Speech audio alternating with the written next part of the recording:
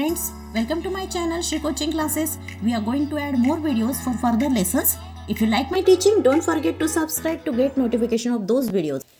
Lesson number 14 देखते हैं substance in common use. First question है, कैन यू रिकॉल में देखिए आप, what are the important substance that we use in day to day life, for what purpose do we use them. कौन से important substance है हम day to day life में use करते हैं और किस लिए यूज करते हैं वो भी बताना है। नीचे दिया हुआ है सब्सटेंस इन कॉमन यूज, ठीक है, जैसे table salt, soap, toothpaste, baking soda, water, curds, milk, ये डेली यूज़ करते हैं इन सब्सटेंस को। किस लिए यूज़ करते हैं, जैसे सोप किस लिए यूज़ करते हैं, क्लीनिंग पर्पज़ के लिए। Salt to enhance the taste, okay. Water cleaning purpose, drinking etcetera, okay. Milk for drinking to get nourishment. Iron, कई वेसल्स होते हैं हमारे घर में, बर्तन होते हैं।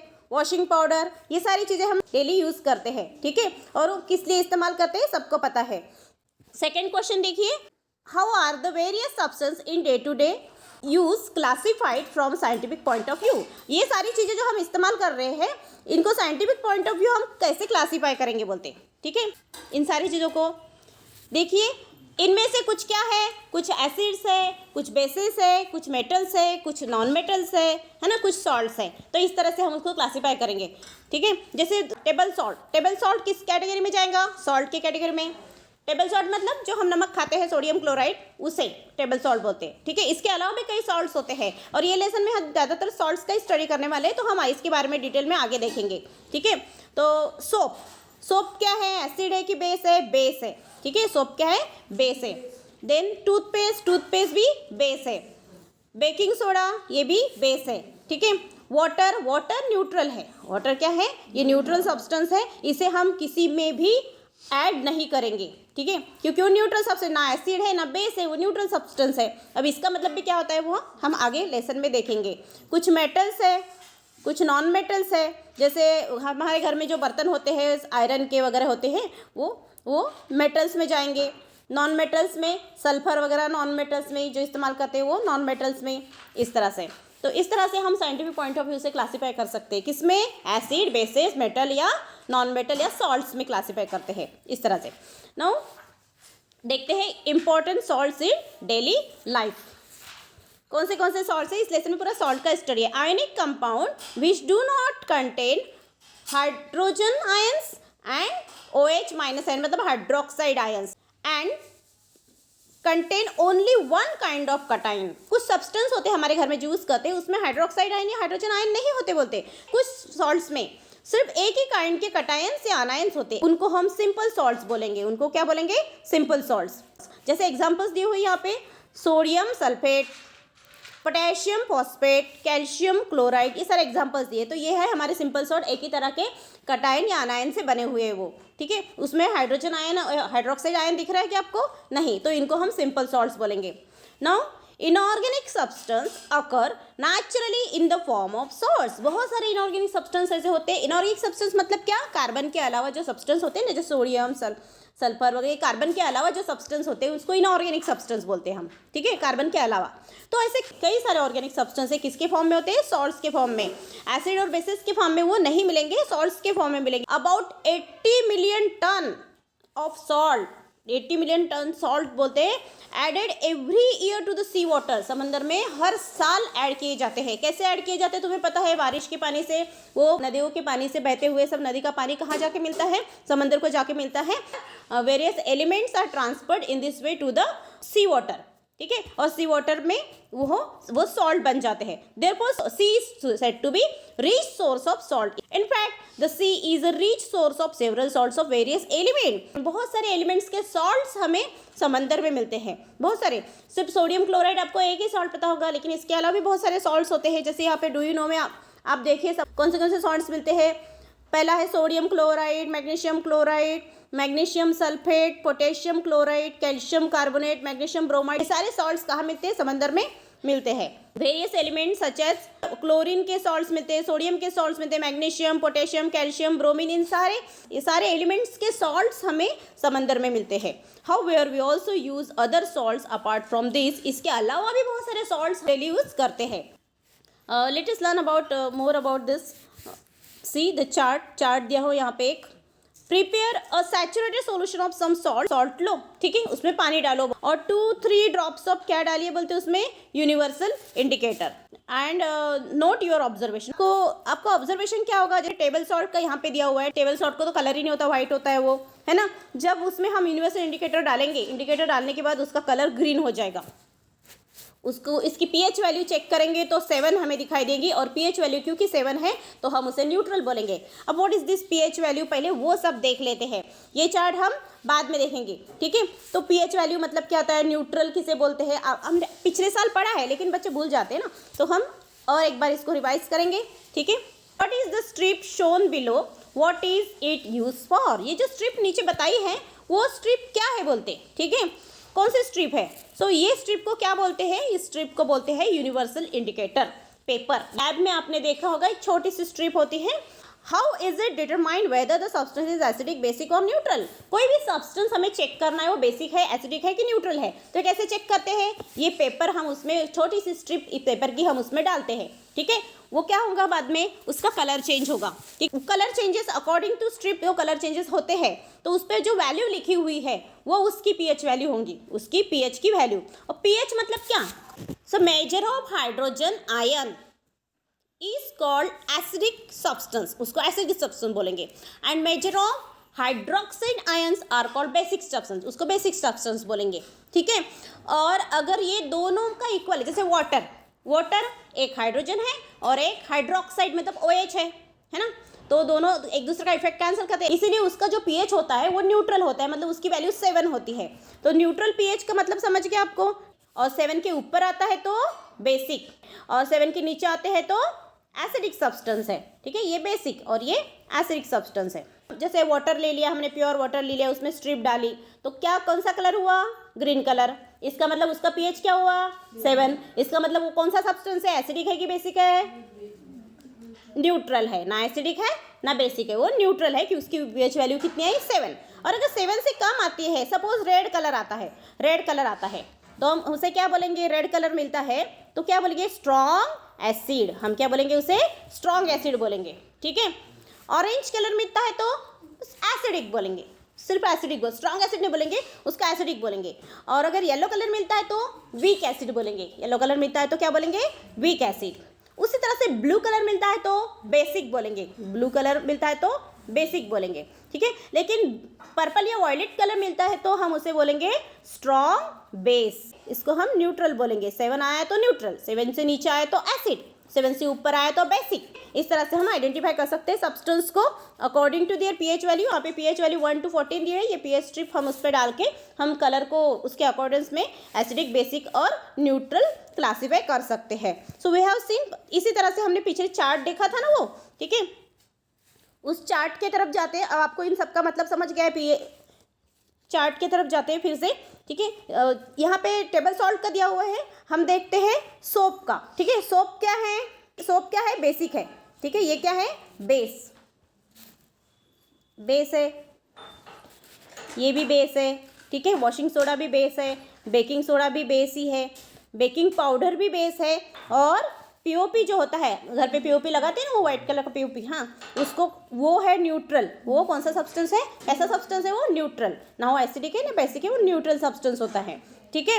ये कैसे पता किया हमने न्यूट्रल है कि एसिडिक है, पीएच वैल्यू से, क्योंकि उसकी पीएच वैल्यू हमने पहले चेक की, तो इसकी पीएच वैल्यू आती है 7.5 से 9 तक के, तो वो 7.5 से 9 तक क्या आता है, बेस है ना। सेकेंडली वॉशिंग सोडा की पीएच वैल्यू हमें मिली 11, ठीक है, ये भी बेस हुआ, 11 है मतलब।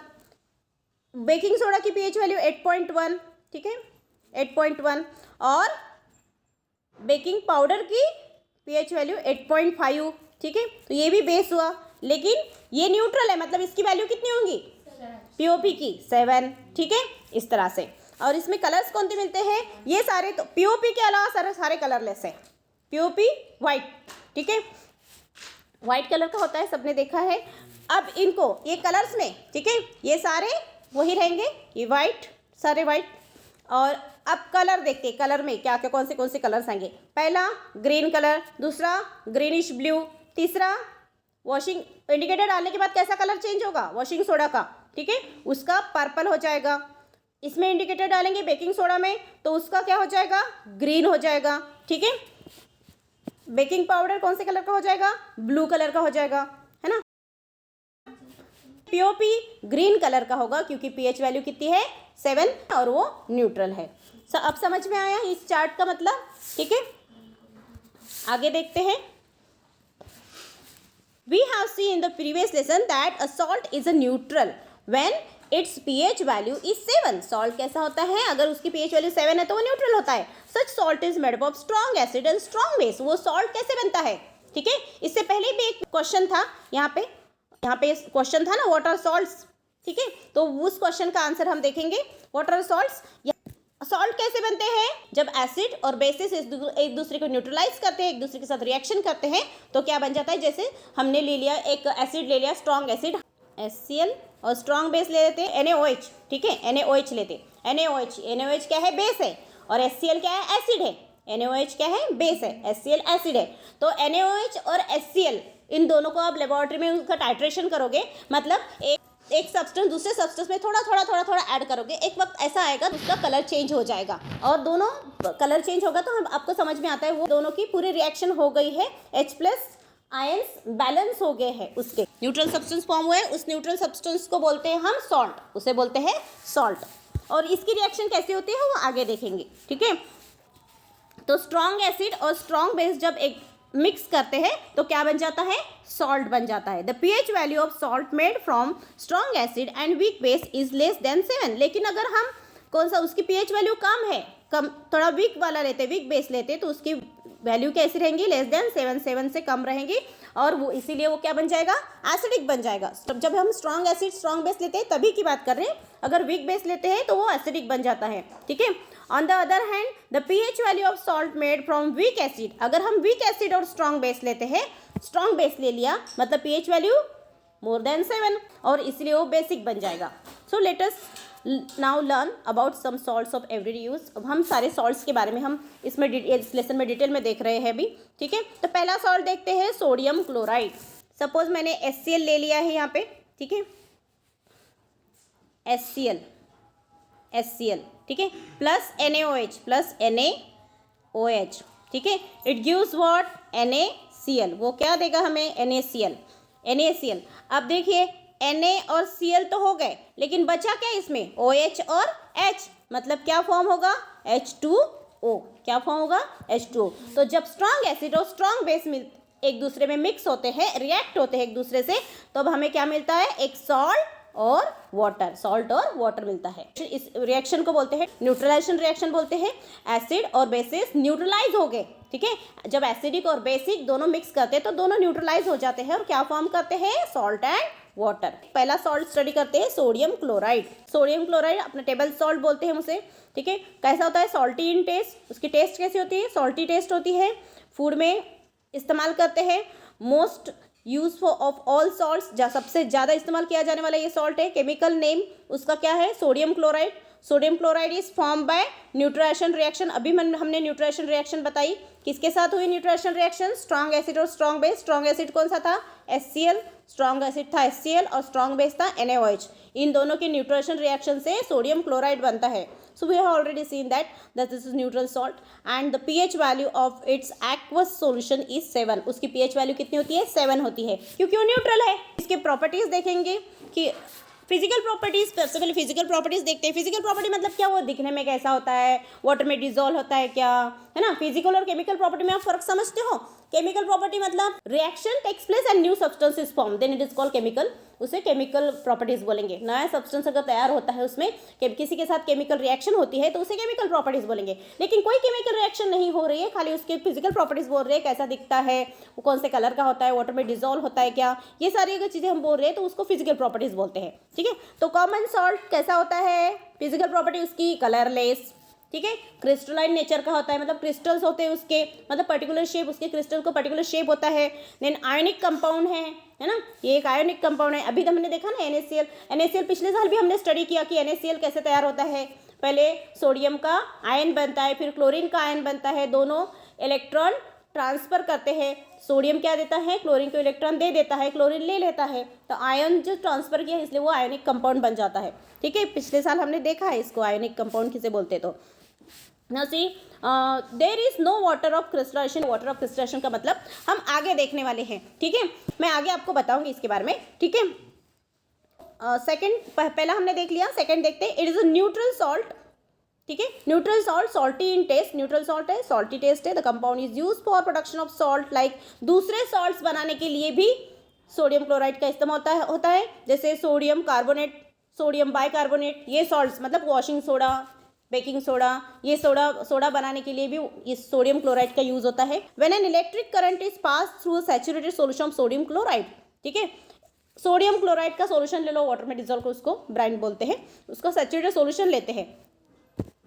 It is electrolyse and hydrogen gas is release, तो वो इलेक्ट्रोलाइज होता है और उसमें से हाइड्रोजन गैस रिलीज होता है।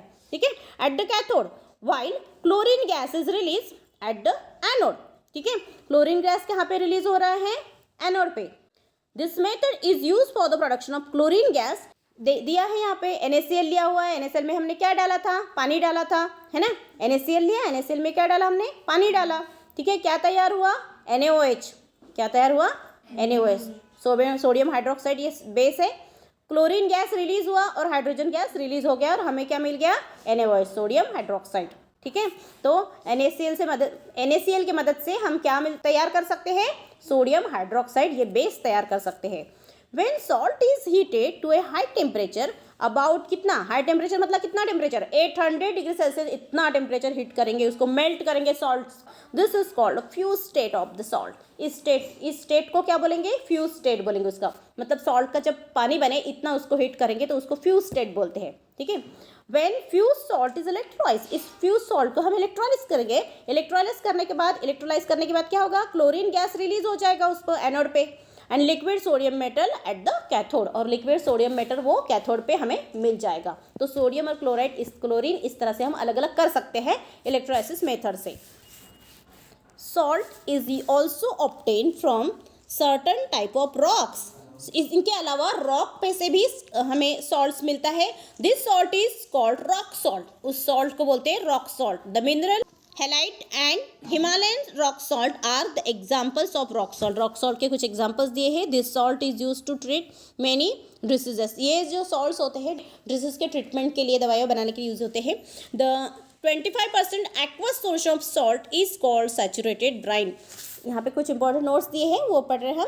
25% aqueous, 25% सोल्यूशन मतलब क्या, उसमें 100% में अगर 25% हम क्या डालते हैं, सॉल्ट डालते हैं वाटर में, ठीक है, तो उसे 25% सोल्यूशन बोलते हैं, तो उसे ब्राइन भी बोलते हैं। When 1/5 of this solution is evaporated to dissolve, salt get crystallized, और इसमें का 1/5 लेके हम उसको evaporate करेंगे तो salt crystallize हो जाएगा and get separated from the solution, और solution से separate हो जाएगा।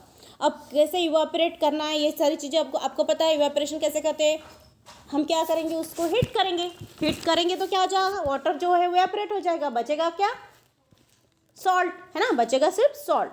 हम उसे क्रिस्टलाइज फॉर्म में तैयार कर सकते हैं इस तरह से। नेक्स्ट देखते हैं सोडियम बाइकार्बोनेट, बेकिंग सोडा, है ना, जो हम खाते हैं, खाने का सोडा बोलते हैं उसको, sodium bicarbonate. Your mother brings cake on your birthday और makes it at home, cake में वगैरह डालते हैं, ब्रेड के लिए ब्रेड केक ये सारी चीज़ों में हम इस्तेमाल करते हैं baking soda. She also makes crisp, भाजी बनाने के लिए भी उस पर यूज़ होता है। Have you ever asked your mother what makes the cake porous और भाजी क्रिप्स, ठीक है, या ढोकला बनाने के लिए तो भाजी कैसी क्रिप्स बनी है, या फिर ढोकला कैसा इस तरह से वो एकदम फूल गया है ना, वो आपने कभी पूछा है, क्या रिएक्शन वहाँ पे होती होंगी जब हम सोडा डालते हैं तो क्या होता होगा, कार्बन डाइऑक्साइड गैस रिलीज होता है। क्या होता है, कार्बन डाइऑक्साइड गैस रिलीज होता है और वो कार्बन डाइऑक्साइड गैस बाहर निकलते रहता है, ठीक है। इसीलिए जो हमारा ढोकला बनता है या फिर कोई भी चीज़ वो कैसी बनती है, एकदम पोरस बनती है, पोरस, छेद हो जाते हैं ना, एकदम वो चीज़ हल्की या पोरस बन जाती है। Okay, see mother adds baking soda in the batter, baking soda का क्रिस्टल पाउडर, आपने व्हाइट वाला पाउडर आता है देखा होगा। इट्स केमिकल नेम, उसका केमिकल नेम है सोडियम हाइड्रोजन कार्बोनेट, या सोडियम बाइकार्बोनेट भी बोलते हैं। Molecular formula NaHCO3। उसके प्रॉपर्टीज और यूजेस देखेंगे। NaHCO3 मतलब sodium bicarbonate reacts with moist litmus paper and red litmus turns blue. ठीक है, रेड लिटमस क्या हो गया, ब्लू हो गया। वो हमने स्ट्रिप ली थी ना, वो उसमें डाली तो वो ब्लू हो गया। ब्लू हो गया मतलब वो क्या है, एसिड है कि बेस है, ब्लू बेस, बी है ना, इस तरह से याद रखना। ब्लू हो गया मतलब क्या है, वो बेस है, which means that it is a basic in nature. ठीक है, it is use to make bread, cake, dhokla वगैरह बनाने के लिए यूज होता है। Being basic in nature it is use to reduce the acidity in stomach. Stomach में अगर एसिडिटी होगी, एसिड को वो क्या करेगा, न्यूट्रलाइज कर देगा, है ना, तो एसिडिटी के लिए भी अच्छा है। NaH इसीलिए इनो लेते हैं, इनो एसिडिटी होने पर, वो भी बेसिक होता है, इसलिए हम एसिडिटी होने पर इनो लेते हैं। सोडियम बाइकार्बोनेट ही होता है उसमें। Sodium bicarbonate is use to make the active substance CO2 in fire extinguisher. Fire extinguisher में CO2 आग बुझाने का काम करता है ना, तो फायर एक्सटिंग्विशर में CO2 बहुत ज़्यादा मात्रा में बनाना पड़ता है, तो वहाँ पे भी हम CO2 बनाने के लिए सोडियम बाइकार्बोनेट यूज़ करेंगे। Baking soda is use to clean an oven. Oven का क्लीन करने के लिए भी बेकिंग सोडा का इस्तेमाल होता है। तो हमने देख लिया बेकिंग सोडा के क्या क्या यूजेस है, प्रॉपर्टीज़ क्या क्या है ना। अभी हम देखें what are the constituents of baking powder, where is the baking powder use. हम उसके आगे देखेंगे उसका। ठीक है, ब्लीचिंग पाउडर, उसकी ब्लीचिंग पाउडर देखते हैं। कॉन्स्टिट्यूएंट्स मतलब क्या, पहले वो देख ले। कॉन्स्टिट्यूएंट मतलब ब्लीचिंग पाउडर, एग्जांपल यहाँ पे लेते हैं। इसके कौन से कॉन्स्टिट्यूएंट क्या दिख रहा है आपको यहाँ पे, उसके फॉर्मूले में कैल्शियम दिख रहा है, ऑक्सीजन दिख रहा है, क्लोरीन दिख रहा है ना। मतलब ये क्या है, उसके कॉन्स्टिट्यूएंट एलिमेंट्स है ना। तो अगर मैंने आपको पूछा कि ब्लीचिंग पाउडर के कॉन्स्टिट्यूएंट एलिमेंट्स बताओ, तो क्या बताएंगे आप, कैल्शियम, ऑक्सीजन और क्लोरीन। तो ये सारे एलिमेंट से ब्लीचिंग पाउडर बना हुआ है। So take a piece of coloured cloth, put some saturated solution of bleaching powder on the small part and observe. क्या बोलते हैं, कलर्ड क्लॉथ लो, है ना, रंगीन कपड़ा लो, उसके ऊपर थोड़ा क्या डालो, ब्लीचिंग पाउडर डाल दो, क्या दिखाई देगा, क्या होगा, what changes takes place in the colour of the cloth, you will see quality of the cloth will get damage. कपड़े की क्वालिटी क्या होगी, डैमेज होगी। Not only this, it will decolourise the cloth also. वो cloth को, हमारे cloth को decolourise भी कर देगा, मतलब उतने पोर्शन का जो कलर कपड़ा लिया था, उतने पोर्शन उसका कलर भी गायब हो जाएगा, कलरलेस बन जाएगा, व्हाइट कलर धब्बा पड़ जाएगा वहाँ पे, है ना। तो ब्लीचिंग पाउडर क्या करता है, हमारे कपड़ों को मतलब वो डिकलराइज करता है, क्वालिटी ख़राब कर देता है, धागे की वगैरह, इस तरह से कपड़े की क्वालिटी ख़राब करता है। Tap water has a typical strong odour in the rainy season. Tap water जो होता है रेनी सीजन में, टैप वाटर उसको टिपिकल एक स्ट्रॉन्ग ओडर होता है। ओडर मतलब बास होती है उसको एक। ठीक है, हैव यू एक्सपीरियंस इट, क्यों ऐसी बास आती है उसको। वाटर इन स्विमिंग पूल के पानी में भी कभी कभी बास आती है। ठीक है, so it is the odour of the chlorine gas. ठीक है, वो किस चीज़ का वो सुगंध होता है, क्लोरीन गैस। आप जाते हो स्विमिंग पूल में, अगर आप जाते हो तो वहाँ के पानी में आपको एक पर्टिकुलर ओडर आता होगा। वो किस लिए यूज़ करते हैं क्लोरीन, वाटर को डिसइंफेक्ट करने के लिए। ठीक है, वाटर को डिसइंफेक्ट करने के लिए, तो उसमें क्या हो जाएगा, सब पानी गंदा बन जाएगा, शैवाल वगैरह जम जाता है ना, वो नहीं बनना चाहिए, उसमें पानी गंदा नहीं होना चाहिए, डिसइंफेक्ट रहना चाहिए, इसलिए हम उसमें क्लोरीन ऐड करते हैं। और उस क्लोरीन गैस को एक पर्टिकुलर ओडर होता है, क्लोरीन गैस को। हमारे घर में जो टैप वाटर में से पानी आता है, वो क्लोरीन गैस डाला जाता है रेनी सीजन में, ताकि पानी जो है डिसइंफेक्ट रहे, प्योर रहे, खराब ना हो। वाटर ट्रीटमेंट में ये क्लोरीन गैस यूज़ किया जाता है, उसकी ओडर होती है वो। ठीक है, it is odour of chlorine gas use to destroy the microbes in the water. Chlorine gas microbes destroy करने के लिए यूज़ किया जाता है। स्ट्रॉन्ग ऑक्सीडाइजिंग एजेंट है ये, इसीलिए it has strong disinfecting as well as bleaching action, इसीलिए वो ब्लीचिंग एक्शन के लिए। ब्लीचिंग एक्शन मतलब क्या, ब्लीच करना मतलब क्या, डीकलराइज करना। हम बोलते हैं ना, इस कपड़े को हम ब्लीच करके लाते हैं, कपड़े को ब्लीच करके लाते हैं मतलब क्या, उसका कलरलेस बना के लाते हैं उसको। ये जो कलर है अब फीका पड़ गया ये कपड़ा, हम उसको वाइट ही बना के लेके आते हैं। ठीक है, chlorine is inconvenient to handle because of its gaseous state. Chlorine जो है हैंडल करना पॉसिबल नहीं है, गैशियस स्टेट में होता है ना, क्योंकि ठीक है, सॉलिड होता तो हम हाथ में उसे ले सकते थे। Instead, the solid bleaching powder, which has the same effect, is more convenient to। इसके अलावा इसकी जगह पे हम क्या यूज़ करते हैं, ब्लीचिंग पाउडर यूज़ करते हैं। क्लोरीन ये गैस है, वो इस्तेमाल नहीं कर सकते, इसीलिए हम ब्लीचिंग पाउडर यूज़ करते सकते हैं, वो पाउडर फॉर्म में होता है, ठीक है, और उसमें क्लोरीन गैस एडिड होता है, क्लोरीन गैस होता है उसमें, वो सेम एक्शन दिखाता है, इसलिए हम कौन सा क्या यूज़ करते हैं, क्लोरीन गैस की जगह ब्लीचिंग पाउडर यूज़ करते हैं। Bleaching powder undergoes slow decomposition due to carbon dioxide in air and chlorine gas is release, क्योंकि और ब्लीचिंग पाउडर कैसा एक्शन करता है, स्लोली वो डिकम्पोज करता है, decomposition due to carbon dioxide की वजह से, हवा में कार्बन डाइऑक्साइड होता है, स्लोली डिकम्पोज होता है वो, एंड क्लोरीन गैस उसमें से स्लोली रिलीज होते रहता है, ठीक है। इसको खुला नहीं, इसलिए हम उसके खुला नहीं रख सकते, क्योंकि हवा के साथ, हवा में जो कार्बन डाइऑक्साइड है उसके साथ वो रिएक्शन कर लेगा और सारा क्लोरीन गैस चला जाएगा, है ना। हमें क्लोरीन तो इसमें से इंपॉर्टेंट है ना, क्लोरीन गैस ही तो चाहिए उसमें का हमें, ठीक है। Bleaching powder gets its property because of this release of chlorine gas. Bleaching powder क्या करता है, ब्लीचिंग पाउडर CO2 के साथ खुद रिएक्ट हो जाता है और क्लोरीन गैस रिलीज करता है, ठीक है। और यही तो हमें काम है, क्लोरीन गैस का ही काम है ना हमें, तो क्लोरीन गैस ही हम डिसइंफेक्शन के लिए या डिकलराइजिंग के लिए इस्तेमाल कर सकते हैं, ठीक है। यहाँ पे रिएक्शन दी हुई है, ठीक है, रिएक्शन है ब्लीचिंग पाउडर की।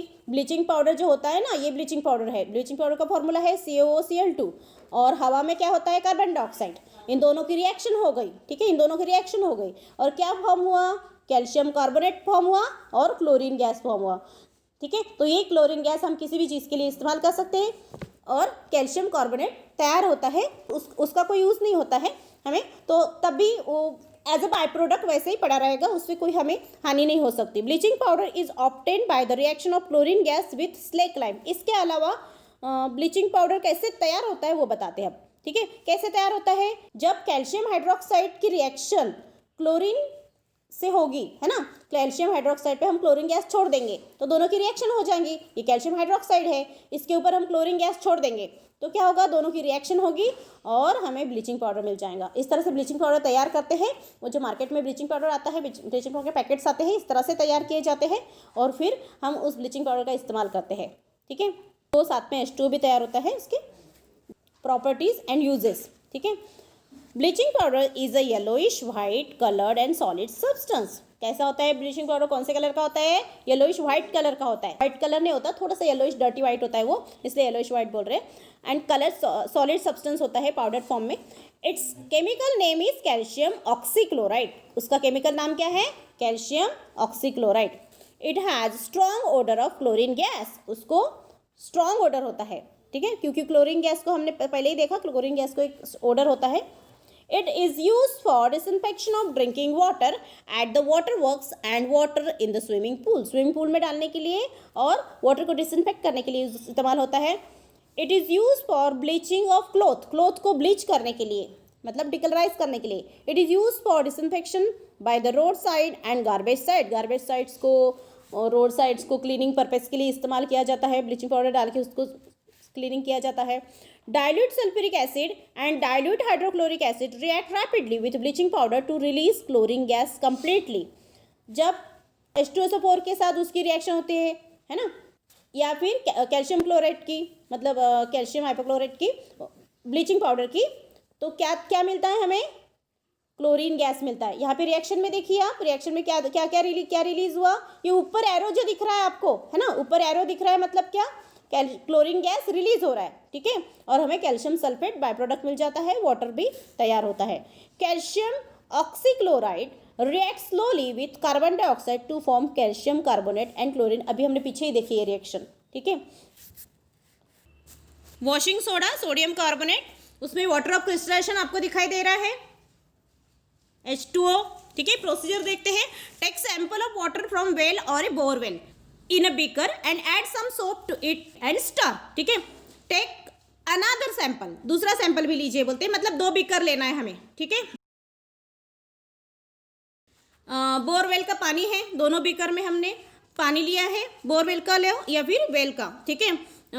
उसमें क्या ऐड करना है, वाटर है, उसमें सोप है, ठीक है, सोप ऐड करो बोलते हैं, ठीक है, और उसे स्टर करो अच्छे से।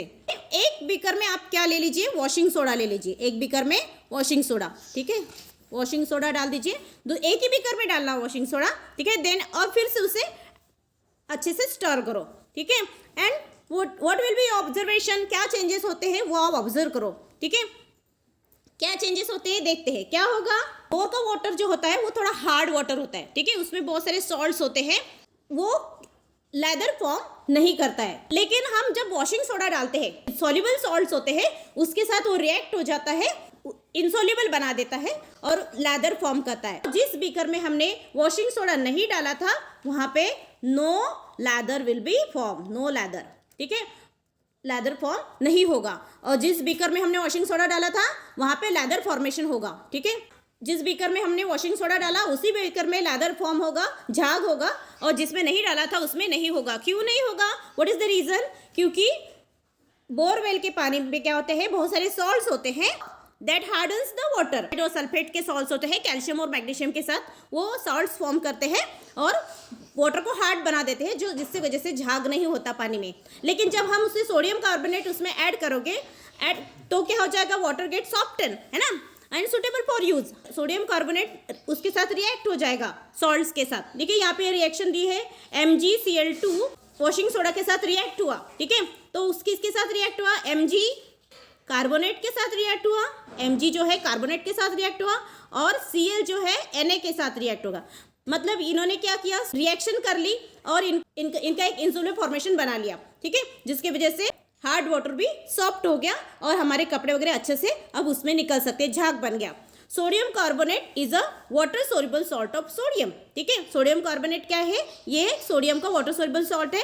क्रिस्टलाइन सोडियम कार्बोनेट जो होता है on keeping loses its water of crystallisation, तो हम उसको थोड़ी देर ऐसे ही रखने पर, ज़्यादा देर उसको वैसे ही रखेंगे तो क्या होगा, तो उसमें का जो वाटर है वो निकल जाएगा। ये जो फॉर्मूले में हमने वाटर बताया था ना, वो निकल जाएगा, मतलब वाटर वेपराइज हो जाएगा और हमें क्या मिलेगा, वाइट पाउडर मिलेगा, और उसे ही हम बोलते हैं वॉशिंग सोडा, ठीक है। देखिए दिखाया है यहाँ पे 10H2O वाटर ऑफ क्रिस्टलाइजेशन, वैसे ही रख देने से उसके H2O निकल गए और क्या बचा, सिर्फ एक ही मॉलिक्यूल है, 10H2O थे पहले, अभी एक ही मॉलिक्यूल है, तो हमारा व्हाइट पाउडर बच गया, उसी को बोलते हैं हम वॉशिंग सोडा, ठीक है। उसकी प्रॉपर्टीज एंड यूजेस देखते हैं। Washing soda is whitish and odourless powder at room temperature. ये अब हमारे घर में वॉशिंग पाउडर आता है ना, वो कैसे होता है, व्हाइटिश ओडरलेस, उसके वो कलर वो डाले हुए होते हैं, ठीक है। लेकिन washing soda, pure washing soda आप देखोगे तो वो व्हाइटिश कलर का होता है।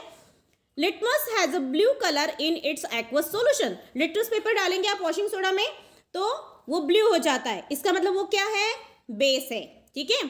वॉशिंग सोडा क्या है, बेस है। It is a hygroscopic. Hygroscopic मतलब क्या होता है, अगर हम उसे खुला रख देंगे हवा में तो हवा में का मॉइस्चर वो एब्जॉर्ब कर लेता है, पानी एब्जॉर्ब कर लेता है, खुद गीला बन जाता है, ठीक है, इसीलिए उसको हाइग्रोस्कोपिक बोलते हैं। हाइग्रोस्कोपिक मतलब it absorbs moisture. It is use mainly for washing clothes. ये किस लिए यूज किया जाता है, क्लोथ्स वॉशिंग के लिए।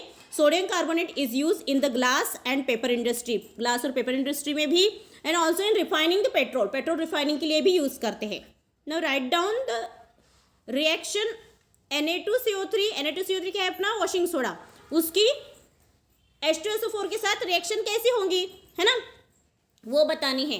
क्या फॉर्म होगा, जब इन दोनों की रिएक्शन होगी तो क्या होगा, Na2SO4, ये जो Na है वो SO4 के साथ रिएक्ट हो जाएगा और सोडियम सल्फेट तैयार हो जाएगा। इसके साथ साथ और क्या तैयार होगा, ये CO2 है मतलब कार्बन डाइऑक्साइड तैयार होगा, और एक H फिर भी बचता है तो मतलब H2O तैयार होगा। तो क्या क्या हुआ, Na2SO4, carbon dioxide and H2O, ये 3 प्रोडक्ट्स तैयार हुए, ठीक है।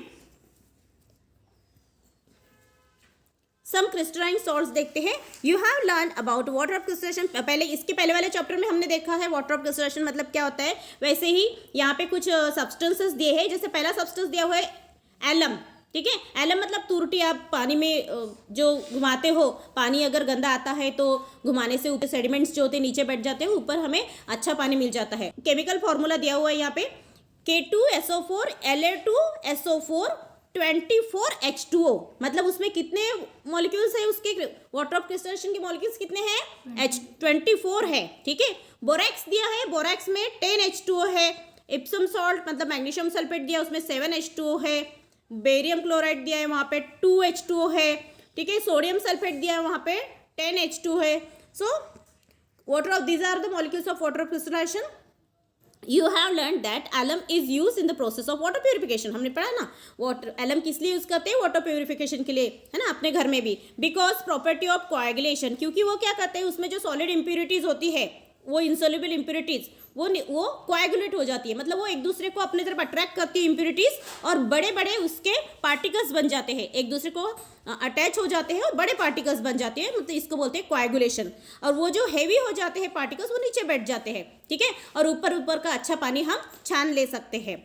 सो that become heavy and settle to the bottom, as a result water above becomes clear, ऊपर का पानी क्लियर हो जाता है। ब्लू विट्रियोल जो है इज यूज, उसको मौजूद बोलते हैं, वो ब्लड टेस्ट में यूज़ किया जाता है एनीमिया के डायग्नोसिस के लिए। इन द बोडेक्स मिक्सचर किस लिए यूज़ किया जाता है, एज अ फंगीसाइड, फार्मर लोग फंगीसाइड यूज़ करते हैं, एज अ फंगीसाइड यूज़ करते हैं उसको ग्रेप्स, मस्केलरी फ्रूट्स पे डालने के लिए। Slack lime is use with the blue vitriol, उसके साथ साथ स्लेक लाइम भी यूज़ करते हैं, मतलब चूना, ठीक है।